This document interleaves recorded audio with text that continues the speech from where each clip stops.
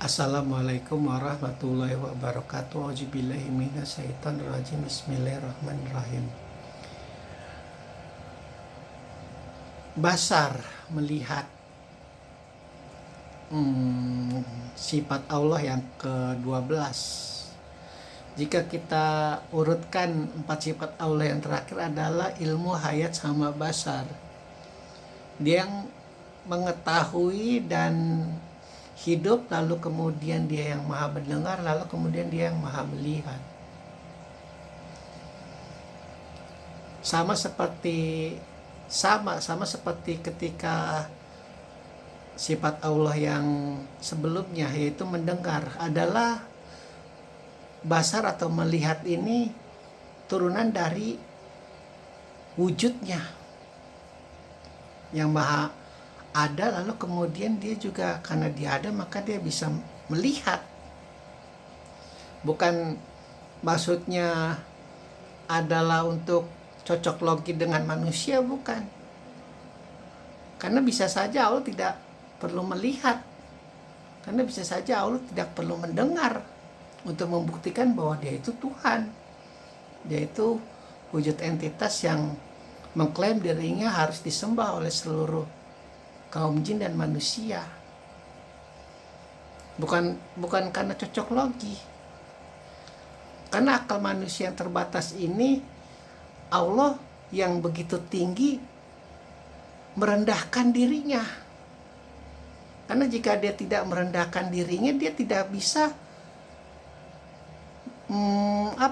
dia tidak bisa memperkenalkan dirinya yang begitu besar, yang begitu tinggi, dan tidak bisa dipahami oleh manusia. Ini yang begitu banyak terjadi salah kaprah, seolah-olah Tuhannya Muhammad itu diada-adain, dihayali, diidentikan, sehingga kaum ateis, kaum yang tidak percaya kepada Allah, tidak percaya kepada Tuhan, ya dicocok-cocokkan sajalah, namanya juga Tuhan, dia harus lebih besar daripada manusia, berarti Tuhan itu bisa mendengar dan bisa melihat seperti manusia. Bukan. Karena sekali lagi Allah tidak perlu melihat, Allah tidak perlu mendengar sifatnya ini, karena dia begitu tinggi, begitu besar. Saya berkata begini agar kita tidak menghayali, mengimajinasikan, sehingga tidak terjerembab ke dalam lubang kesesatan yang nyata, yaitu maaf saja seperti kaum Kristiani dan para penyembah dewa-dewa yang lain sebagainya. Begitu, sehingga wujud Allah yang begitu besar, karena dia bisa melihat, maha mendengar, berarti Allah itu seperti manusia ya, kan jadi mengerucut. Jadi sehingga banyak para penyembah-penyembah selain Allah yang begitu besar menyembah Tuhan-Tuhan yang kecil dalam versi cocok logi manusia itu. Jadi sekali lagi penekanannya, Allah dicap sebagai Tuhan, dia tidak perlu harus bisa mendengar dan bisa melihat. Karena ketinggiannya itu dia harus merendahkan dirinya agar manusia bisa memahami bahwa Allah itu bisa melihat, bisa mendengar. Dari apa? Dari ilmunya, dari kehidupannya.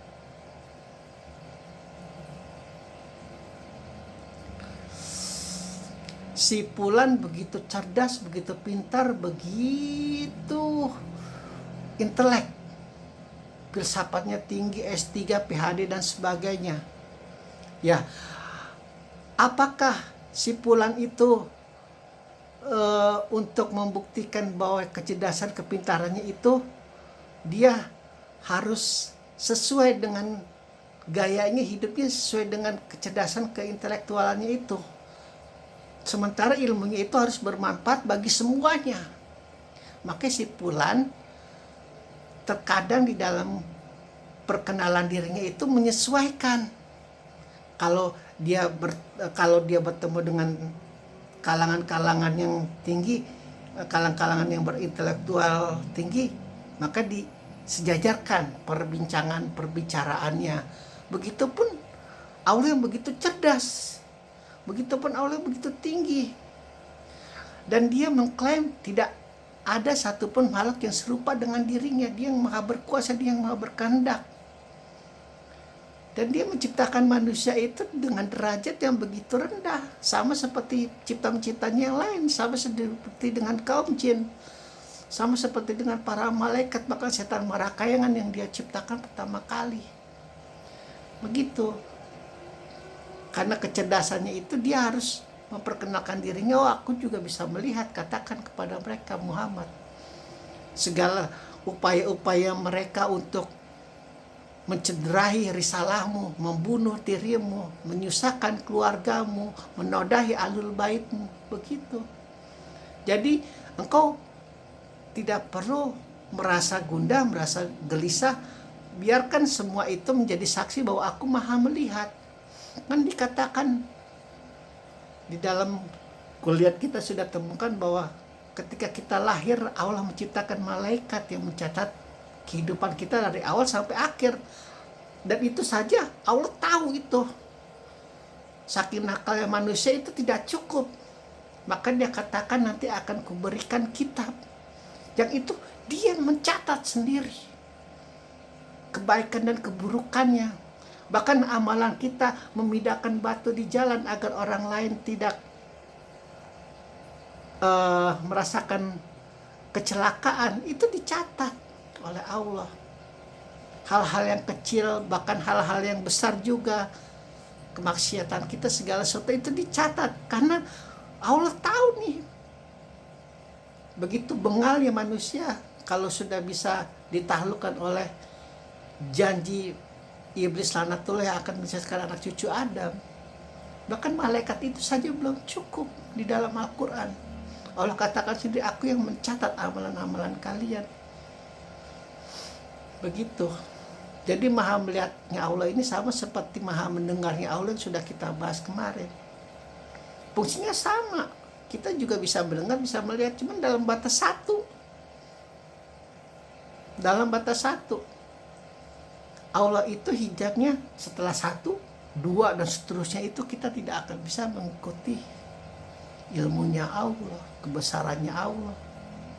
Dan satu lagi hal yang perlu dipahami, sifatnya bahwa dia tidak sama dengan makhluk lain yang bisa dibayangkan oleh manusia manapun. Sehingga dengan hal itu, ya, ini bukan cocok logi. Karena Allah bisa maha melihat, maha mendengar, berarti Allah itu juga serupa dengan manusia yang seperti dikatakan Injil, bahwa kita diciptakan hampir serupa dengan wujudnya. Itu kan sudah mengerucut, oh berarti Allah itu seperti Bapa, oh berarti sama dong, dia juga adalah manusia biasa. Bukan. Karena seperti dikatakan, dia tidak serupa dengan makhluk lainnya. Begitu ya, maha melihat dan maha mendengar ini luar biasa. Sisi sifat Allah yang wajib diyakini oleh umat Islam, oleh umatnya Muhammad. Dan sekali lagi yang perlu ditekankan di sini, bukan karena dia bisa maha melihat, maha mendengar, lalu kita setara dengan dia, kita serupa dengan dia. Bukan. Tidak bisa dijangkau oleh akal manusia, kaum jin, setan marakayan, para malaikat sekalipun. Dan sekali lagi, sifat maha melihatnya ini adalah turunan dari wujudnya. Kalau kita tidak percaya wujud Allah, ya sudah percuma. Kalau kita tidak percaya adanya Tuhan, ya sudah percuma. Kita percaya bahwa Allah melihat dan maha mendengar, maka tidak perlu berdoa, tidak perlu memohon ampunan, tidak perlu memohon pertolongan, karena percuma, karena dia tidak percaya wujud Allah. Tapi ketika seseorang percaya wujud Allah, dan Allah meliputi segenap kata-kata, bilangan, ruangan, isi volume, dan lain sebagainya, maka dia berhak untuk berdoa, berhak untuk minta pertolongan.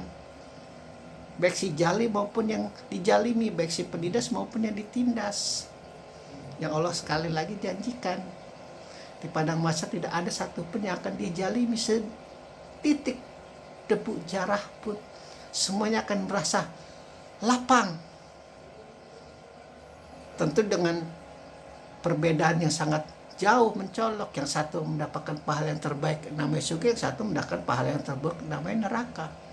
Kan namanya permainan, harus bertanggung jawab. Begitu. sifat Allah yang maha melihat. Alhamdulillahirabbil alamin.